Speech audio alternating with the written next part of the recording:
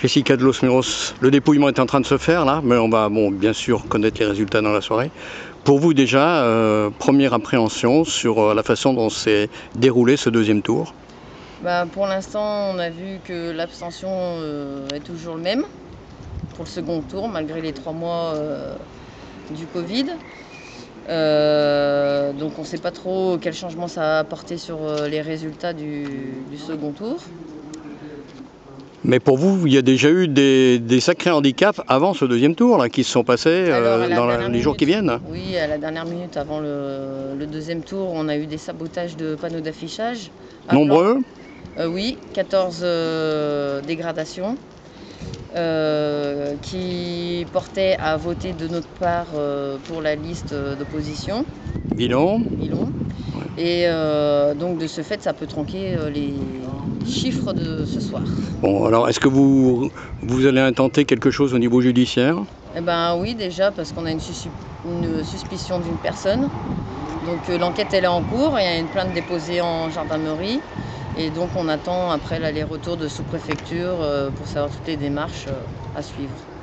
Finalement quand même, est-ce qu'au cours de cette campagne, vous avez pu développer les idées qui étaient celles au cœur du mouvement des Gilets jaunes? Oui, on a toujours développé tout autant le RIC, plus notre maire en résilience, qui est toujours pris quand même, voilà, quand on explique aux gens, sont tout à fait pour. Maire en résilience, ça veut dire? Alors, on le rappelle? en résilience, donc c'est pour quand il y a des grosses catastrophes, qu'est-ce qu'on prépare dans le centre-ville pour pallier à la catastrophe? Que ce soit des chutes de neige importantes qui coupent l'électricité pendant plusieurs semaines, que ce soit la grande surface du coin qui ne soit pas approvisionnée, comment on fait pour se nourrir et boire. Si on a des problèmes au niveau de l'eau aussi, voilà, si elle est polluée, qu'est-ce qu'on fait, qu'est-ce qu'on a en place?